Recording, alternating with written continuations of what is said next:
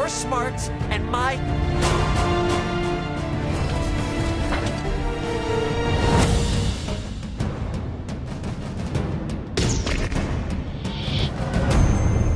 He told me enough. No, I.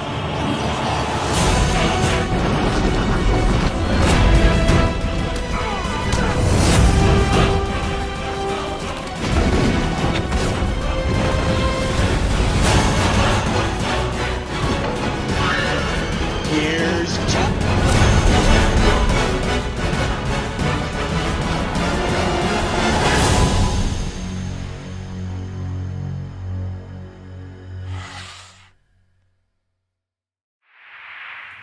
Hey everyone, it's Don G. Corleone here, and I'm here with a brand new Bad Sequel Debates video.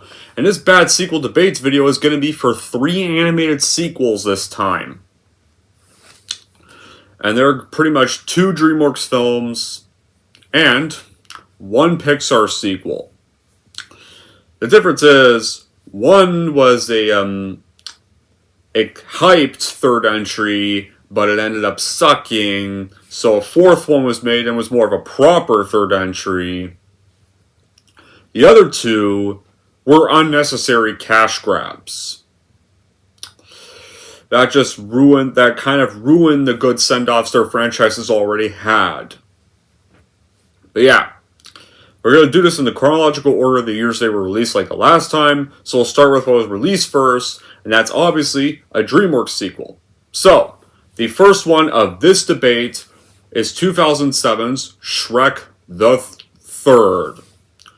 Or Shrek the Turd, as I want to call this. Because this whole movie ended up being a turd. This all happened after the big success of Shrek 2, which grossed nearly $1 billion at the box office, and got even more better critical acclaim than the first film. So of course the third installment was inevitable. Originally there were going to be 3 more sequels to follow. But, however, because this one, Shrek the Third, ended up doing so bad with the reviews, they at the time canceled it and just decided that the 4th was the last one they were doing. That was a lie though, because we're getting a 5th one in 2 years. Yeah, great. But the thing is, though, this one was not unnecessary, and this one people were excited to watch, after loving the first 2 so much. The problem was, it turned out to be hugely disappointing, and just bad.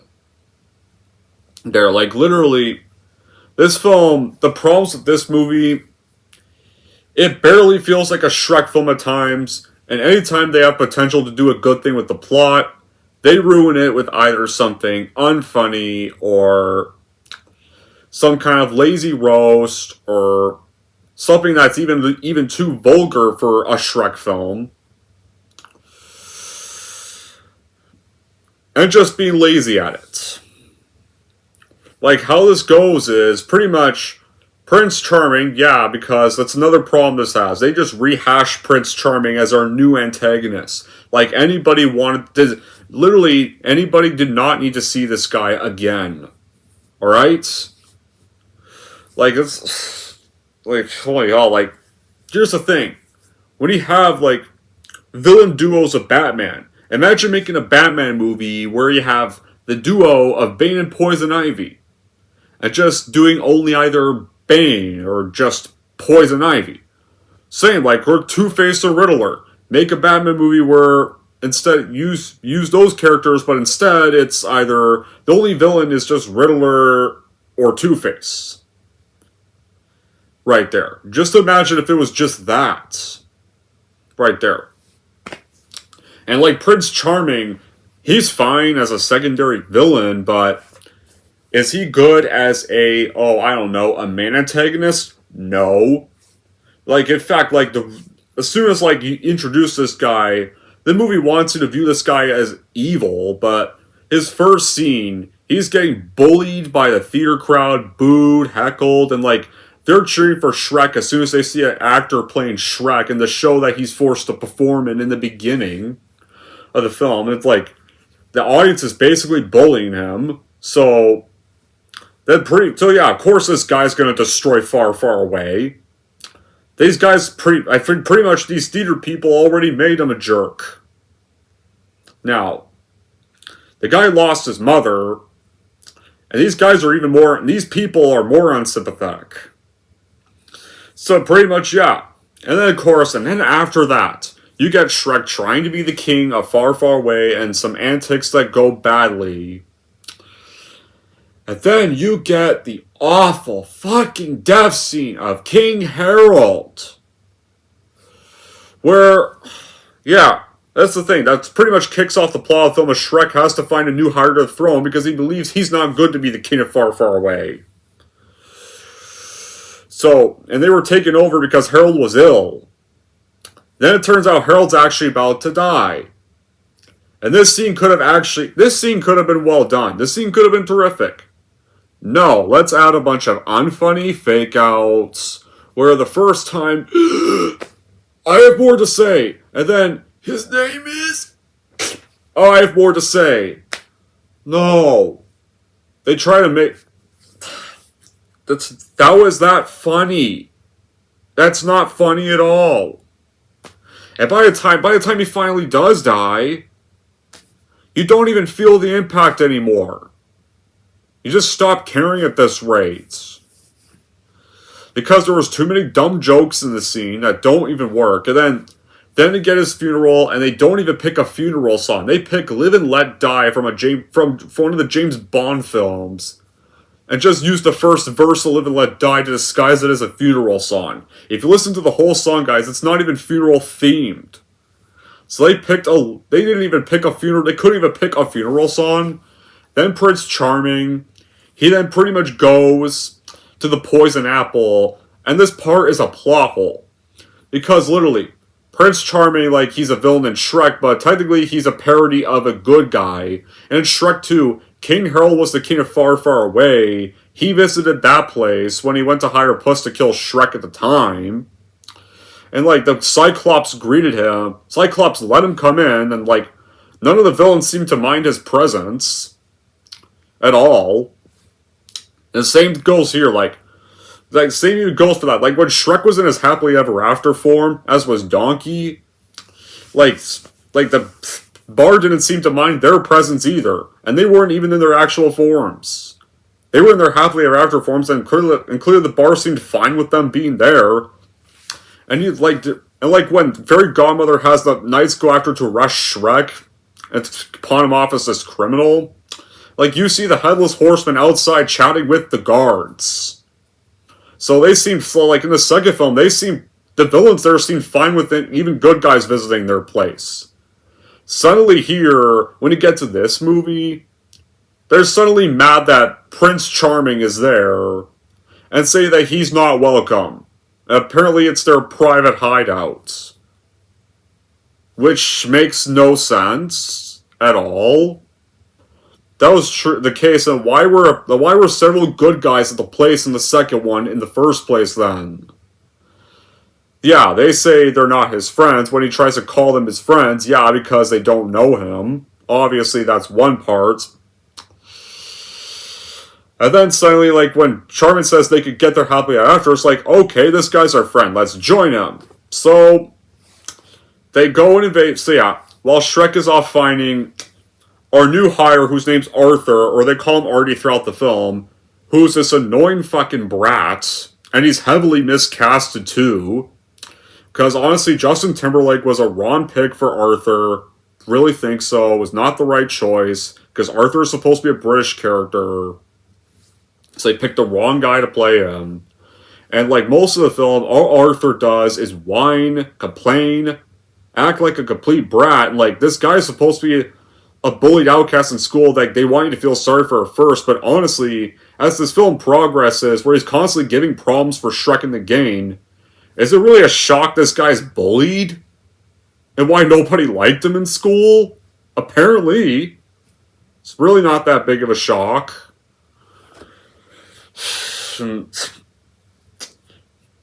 Yeah, and then the scenes when he does, when he's warming up to Shrek, it doesn't really even feel great at all.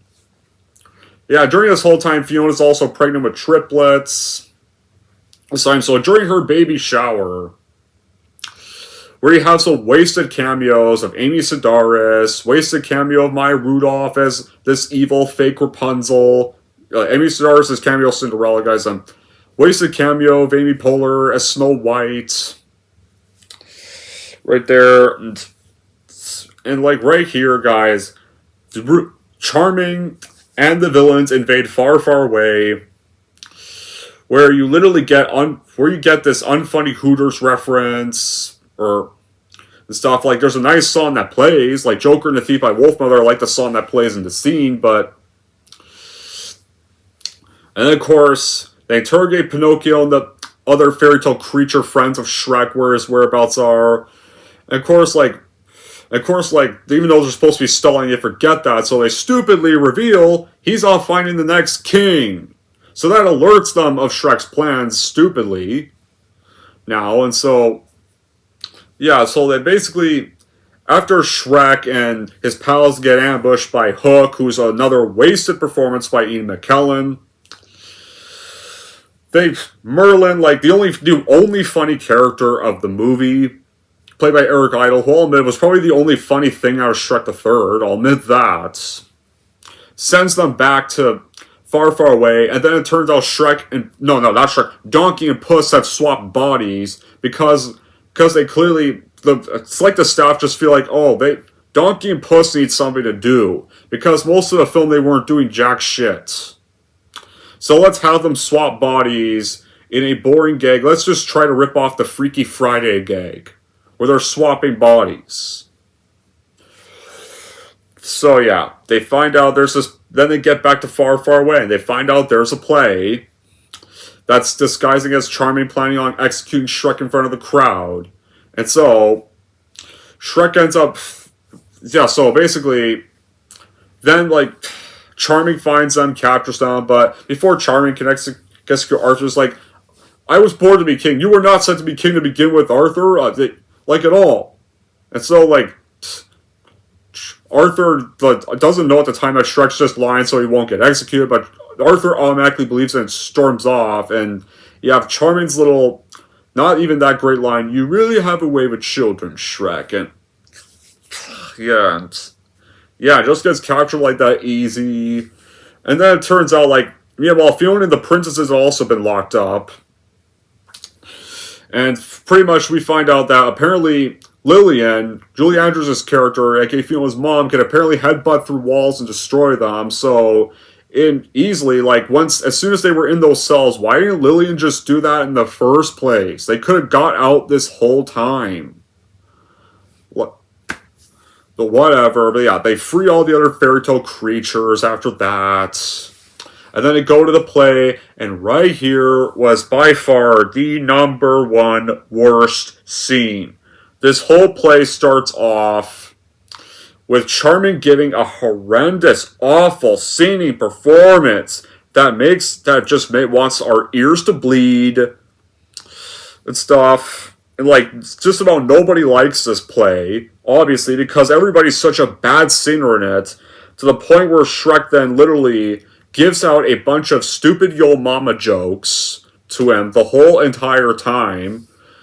So I pretty much stopped taking, Shrek 2's finale had them pretty much struggling to get Godmother's wand before the spell of Charming Fiona being permanently loved can be done, not realizing at the time that Harold had given Fiona the wrong tea.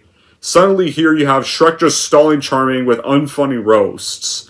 And then you have the fairy tale creatures rescuing Shrek, and all they're doing is poses. They get subdued, overpowered easily, but then Arthur shows up to save the day, and he's all like, hey guys, don't be villains, you can be better than that. The villains just automatically believe the speech we don't have to be villains. Okay, we won't be villains. So that's how they freaking redeem themselves. It's through a speech. Right there. And so but of course, Charming still tries to kill Arthur. Shrek wrestles for the sword with the shackles. And then it looks like Shrek's been stabbed. And when Charming's about to take over the throne, Shrek then goes, you need to work on your aim. And Like, this could have been a great reference to the layers bit from the first film, because it looks like he did get stabbed. But no, they decided to make another unfunny yo mama joke again, as if that's supposed to be a great line to reveal he survived. And then Charming's all like, this was supposed to be my happily ever after. Well, then I guess you better keep searching, because I'm not giving up mine. And then so, pretty much throws Charming to the tower, where Dragon pretty much crushes Charming, pretty much, like, uses the tower to crush Charming. And then pretty much, like, even though Charming's supposed to be obviously dead after this, but it literally just looks like as if he's just under the window. So couldn't he just crawl out at any time? Whatever. Unless he did survive and got arrested. But it doesn't matter, though, because the fourth one, we don't even see him again, regardless. And so, yeah, Arthur becomes king, and Shrek and Fiona go back to the swamp, and they retire with their ogre triplets, and that's where our movie ends. Oh, yeah. Donkey and Pussy get their normal bodies back. And then, like, it literally ends with them singing a rap song. So, yeah, Shrek the Third was just... did not feel like a Shrek movie. Was honestly an insult to the first two. The jokes were not funny. The new characters are lame. Anytime the movie tries to be good, they ruin it with an unfunny joke. I almost forgot this part. Like, during the whole time to get to where Arthur is, Shrek has a nightmare about seeing a baby that, vomits in his fucking face. Spraying vomit in his face, which is disgusting. Like, even Shrek 1 and 2 weren't this vulgar with their humor, and didn't have this, not even the crude jokes of Shrek 1 and 2 were this disgusting. Like, and then he's, like, wearing a graduation cap, and he's literally butt-ass naked in front of a bunch of babies. Then he wakes up, tries to wake up Donkey and Puss, and they all have ogre heads right there. And that horrifies Shrek, and then you literally have Donkey going, da-da! That's one part I tried to forget. I didn't want to talk about this bit. Oh my god, like, I don't know what scene's worse, either the play scene, or the dream scene, or the Harold dying scene. There's 3 awful scenes. Like, yeah, Shrek the Third, like, the only difference is, Shrek the Third was at least not an insult to the happy ending of the franchise, because after this, though, we did get a much better third entry called Shrek Forever After that people can just watch instead, and pretend Shrek the Third doesn't exist. But the difference is, though, unfortunately, Shrek the Third had already did the damage, because Shrek Forever After made less money. As much as Shrek the Third did. The damage had already been done at this rate, and the franchise after the Puss in Boots spinoff went on hiatus until 2022, when The Last Wish came out, and yeah, that got surprising reviews from people and was surprisingly a success. And I can definitely see why. I mean, I definitely did enjoy it. I definitely was one of the few who was surprised to have enjoyed it. But now we're getting a Shrek 5. And I don't get why people are excited for it. I'm not talking about why I'm not excited for it. I already talked about that many times. So let's move on. So yeah, Shrek the Third, a lame sequel. It's a lame sequel. At least you can forget it exists. And that brings us on to the next two. Our next one is going to be for the one that came out 12 years after Shrek the Third. And that was for a Pixar sequel, and this one definitely ruined the happy ending of Toy Story 3 by a long shot. That is Toy Story 4. I don't care if people like this, I did not. And like, even when I first saw this movie, I didn't even like it that much either at the time. Right? If you guys, whoever likes this movie, I'm fine. I don't. I did not. I mean, it wasn't, like, bad as the one I'm talking about next, or the one I just talked about, but this was just an unnecessary, lame cash grab. Right? Like, how this film goes is pretty much, Bonnie now has this new toy that's literally a spork, named Forky, who honestly also doesn't do jack shit the entire film. So he doesn't even feel like a useful character. And then him and Woody end up getting lost, and they're trying to get back, and while they're getting back, they bump into a carnival, and meet Bo Peep again, because the beginning has, like, we find out why Bo Peep was not in Toy Story 3, because she got given away. Right there. And I'll admit this here. This opening scene, I did like this opening scene. I don't know why, like, honestly, I wish this opening scene was in Toy Story 3. It would have showed why Bo Peep's not in the film. Right here. This opening scene with Bo Peep, this felt like the true Bo Peep, the Bo Peep we got here for the rest of the film. Like, once we meet Bo Peep, she has this bratty, bitchy, miniature cop toy assist sidekick. And, like, honestly, like, this one here, like, unlike where the first two Toy Story films where you could tell she did love Woody, this one, it just feels like she just can't stand Woody most of the film. And, like, even our new villain, like, first one had Sid, second one had the Prospector, third one had Lotso, this one has a doll named Gabby who just wants a child and literally wants Woody's voice box. It has a bunch of Goosebumps ventriloquist knockoffs as her sidekicks. And doesn't even act like a threat or a villain.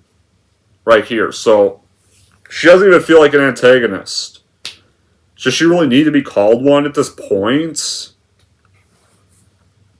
Right here. And so, like, and yeah, like, most of the film, like, Bo Peep does not even act like she loves Woody. Even at one point, like, jokingly breaks off her arm and gets them all panicked for nothing. The miniature cop even insults Woody in one part. And, like, our new sidekicks, like, most of our new characters are not that great. Bo Peep is now just a bitchy Mary Sue. The miniature cop toy, I forget whatever the fuck her name is. She's also pretty bitchy. Or they have Michael Key and Jordan Peele play this plush duck and plush rabbit stuck to each other at the carnival that really were not needed in the plot. Buzz does play a role. You want to know something, though? Sadly, this guy on my shelf, his gag, he has an inner voice. Yeah, granted, Buzz was somewhat of a klutz in the other movies, like the first one when he thought he was a real person, even though he was actually a toy. That was the plot for the movie right there. And then, of course, then the second one, he had met this other Buzz at the store that had a belt. Right there, and, like, that was a different Buzz. The third one, yeah, he had that again, but Lotso reset him to a Space Ranger mode, or demo mode. So those times it made sense for him to be the klutz. Here, somehow he now has an inner voice, and now it just comes off as just too much of a goof. And and also, like, the beginning scene makes no sense. You know how often Woody would be considered Bonnie's favorite toy? The fourth one now, she suddenly no longer really cares much for him. That much. So it makes no sense. And now her new favorite toy is a spork. Named Forky. Yeah. Pretty much just, and, like, honestly, since the movie's mostly just about Woody and Bo Peep, why did you even need to have this character in the first place? Then. That was the whole issue. If you wanted to do this plot, like, you could have had a character that was actually a toy with an actual story that would have made sense for him to be a new character. Like, the new character I did like was Keanu Reeves' character, Duke Kaboom. Now, because I definitely admit, that was one of the few good qualities I had with Toy Story 4, and it's just definitely one of the few reasons why I'd watch Toy Story 4 over the two DreamWorks sequels I'm talking about. Because, like, it was nice to see Keanu Reeves voicing an animated film. And I definitely did like his character, and I don't know why this character could have been Bonnie's new favorite toy in the first place. When this character actually has a backstory that would belong in a Toy Story film for a new character, and this guy's actually a toy. For Pete's sakes. No, it's about this spork named Forky, who's literally just a plastic fork with Google eyes and craft designs. And literally just tries to keep escaping. And yeah, like, and what I forgot to mention, like, the other toy characters, like, the ones that have been with Woody since the first film. Oh, they do nothing. They're not even, they don't feel important to the plot. You could just take them out and you miss nothing. Even Bonnie's toys from the third one, they do nothing either. You could take all these characters out. You would miss nothing. Right there. And like, yeah, and then of course, pretty much then, when Woody ends up finding Gabby again, he ends up giving up his voice box to her right there, and so then like later, Gabby's defeat is like she ends up finding this lost girl at the park who ends up keeping this doll. Anyway, so yeah, so this is why Gabby shouldn't really be a villain. Right there. If she just wanted this new kid, you could have just made her a good character to begin with, and I guess you just didn't need an antagonist. And then, of course, the ending right here, guys. The ending wants you to view this as emotional, but honestly, I didn't cry at this ending. This ending, I felt nothing. Because this ending pretty much, you know how Toy Story 2 ended? When it all ends, I'll have old Buzz Lightyear to keep me company for infinity and beyond. Hey, that's a big lie because that doesn't fucking happen. So that was a big fucking lie because you decide to stay with Bo Peep and a bunch of new toys you don't know at the end of this movie. Right there, like, it also betrays the ending of Toy Story 3. Where you have Toy Story 3, where Andy gave up his toys to Bonnie, and at her promise, he promised to look after Woody for me. She didn't. And suddenly no longer likes him. So pretty much now, Andy's promise has been betrayed. Andy gave up Woody for nothing now. This just showed Woody. Andy should have just kept Woody. At this rate, you really should have just kept him. Or just kept all your other toys as collectibles. Should have just put your toys in the attic and should have just kept Woody with you. That's what this film basically tells you. However, this is just, guys, I'm trying to remember much of what I do remember because I have not seen this since I first watched it. Because, honestly, I didn't even buy this movie because I did not like it. I was not a fan of it. So I've only seen it once. Because I wasn't a fan of it. And now this is also getting a fifth one in 2026. Because it's Disney and they want to make some more money, so we're getting the fifth movie. But yeah, I just vaguely remember much about this one, but I just remember it being just unneeded and lame. And this should have not won Best Animated Feature at the Oscars. Fuck that. They give it to this. Because it's Pixar, it's Toy Story. Yeah, no shit. Then again, anything gets praised nowadays. I'll never know why. It's yeah, the emotional ending was not emotional. It just ruins the endings of 2 and 3. And Bo Peep is now a bitchy Mary Sue. You get some new characters with the exception of Keanu Reeves' character that contribute nothing to the plot. Woody's sidekicks contribute nothing to the plot. Buzz is now a moron. Forky is an annoying, useless character. So yeah, Toy Story 4 is just a lame cash grab, but I would watch it over the 2 DreamWorks films I'm mentioning. Speaking of DreamWorks now that we're done talking about Toy Story 4, it's time to talk about the new kid on the block, Kung Fu Panda 4.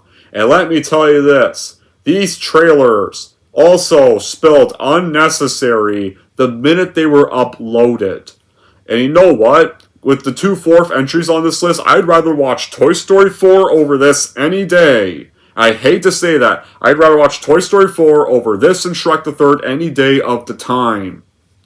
Do you want to know why? Because of those rare good qualities I mentioned. And at the very least, they did not make Woody a dumbass. Right there. And I at least had one new character I liked. Any of the new characters I like in Kung Fu Panda 4, I didn't like any of them.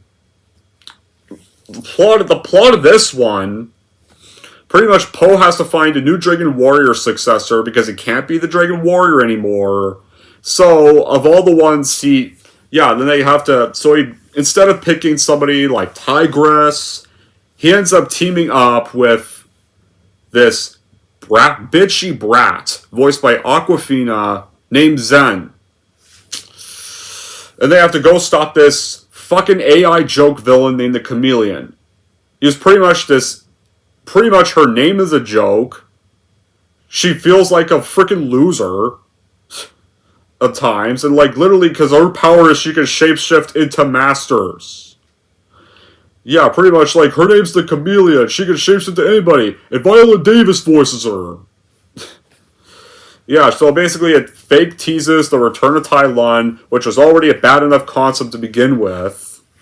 Here, because it's literally just, basically Chameleon's just using, the reason I call her an AI user is because she's basically using a bunch of other Kung Fu masters disguising as them, so she might as well just be called an AI joke.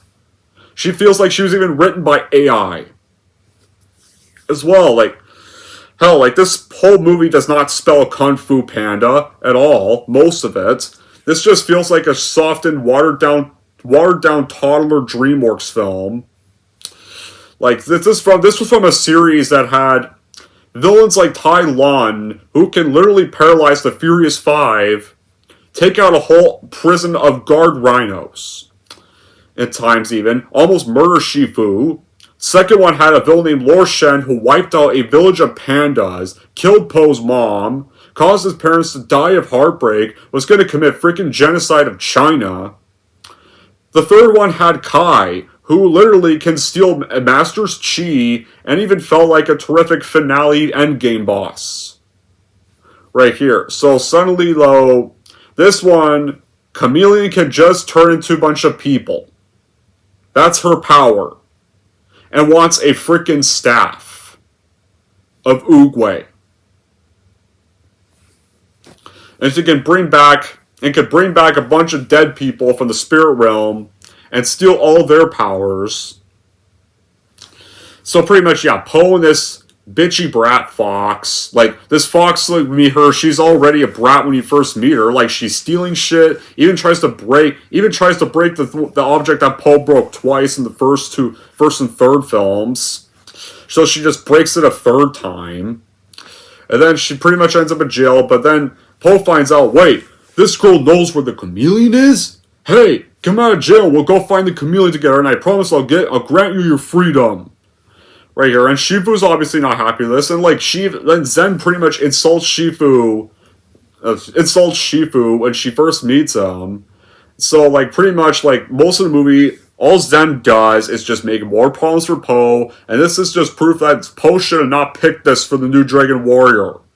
This character just gave me Helena vibes, and she gave me Rey vibes. Right there, she might as well be the animated version of both those characters. So they get to this pub, and literally Zen gets her and Poe into trouble by cheating in a gamble game and stealing more shit. But they're able to get a ride, and they get to town, and they find out she's a wanted criminal, and she's arrested immediately. He didn't arrest Poe for being with her, but they escape, and then they meet this character voiced by Ki Kwan in a wasted role, which was so disappointing.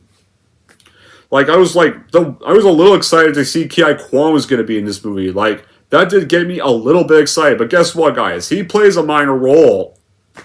And then they get there, and guess what? It's an obvious twist where you find out that, oh, guess what? Zen's working for the Chameleon the whole time.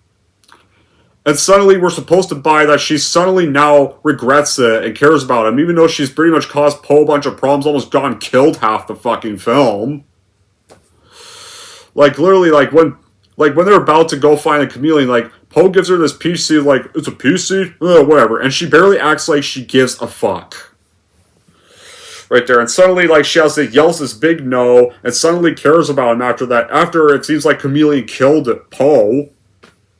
And when Zen tries to immediately apologize upon seeing him return, of course Poe obviously doesn't fall for it and goes in there anyway. And it's pretty much, yeah. And so, Chameleon gets the staff, and then brings back, because we want to be Spider-Man No Way Home, we bring back all the villains. And also, this is another problem. How the fuck is Shen there? Why is Lord Shen in the spirit realm? No, this guy should not be there. This guy straight up killed Wolf Boss, killed Poe's parents, killed Poe's mom, killed half the Panda village, and was going to execute all of China, and even stole from Poe's village and kidnapped a few villagers. Why is this guy? This guy should not be in the spirit realm. Tai Lun and Kai are in the spirit realm for reasons, because they got banished there. No, Shen was literally killed by a cannon. This guy should be in hell. Like, yeah, so their powers get stolen, and Chameleon is apparently now Chameleon's all powerful, all of a sudden, but honestly, you don't care. And so pretty much Poe lets Zen to fight the Chameleon, is somehow able to learn all these lessons with no problems, and like no development, and no training whatsoever.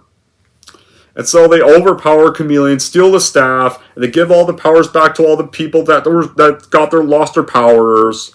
And so then Tai Lun was one of them, obviously, and somehow he now respects and bows to Poe, and so do his two other foes, apparently, for some weird reason.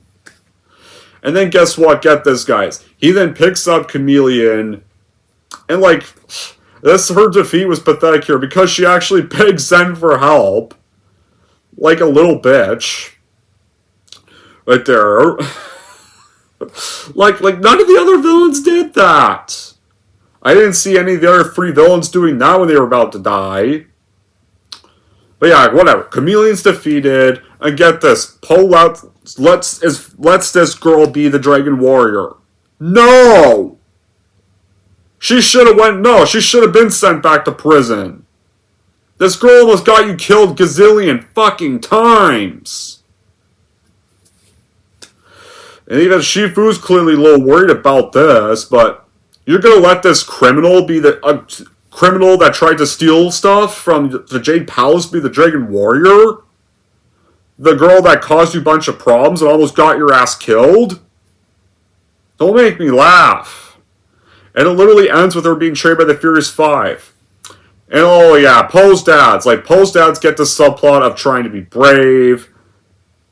And honestly, like, you remember like the character developments that Li Shang got in the third one, where he started off as a softie, but Poe trained him to use Kung Fu and trained him to be a badass, like we saw the glimpses of him in Kung Fu Panda 2 again when he had to fight Kai and defend the village? That's all thrown out the window because now he's too much of a goof.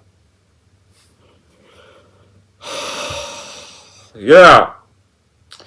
I try and be brave when Pain tries to teach him that. It's not even a funny subplot. Just, yeah. This film was also just a much worse cash grab than Toy Story 4. It just feels much cheaper. It feels lazier and stuff. And get this, guys. Apparently there's supposed to be a 5th and 6th Kung Fu Panda film. Because we want 6 movies in this franchise. So what? I'm guessing they're just going to make Kung Fu Panda 5 when it happens. Kung Fu Panda 2 again with Zen this time? Are they going to make it the animated Last Jedi? Probably. And what's next? With Kung Fu Panda 3, are they going to make it animated The Rise of Shitwalker? Or The Fall of Shitwalker? Yep. Obviously. They'll just rehash the whole original 3 Kung Fu Panda films with Zen this time. Yeah, because we totally need a trilogy of this character that I did not fucking like.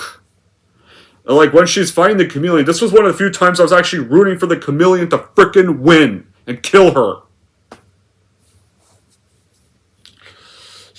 Yeah, like, here's the thing. Poe 1, 2, and 3, good character development. And actually not annoying. Starts off as someone to goof at times, but the thing is, he actually shuts his comedy off when he needed to. Zen, an annoying brat that you just want to curb stomp in the ground, or just whack in a hockey net with a stick on the Canucks ice rink, who just never shuts up, and only makes more problems than any good problems. Only just makes worse problems than does anything good to the plot. And somehow of course this girl's going to be the Dragon Warrior.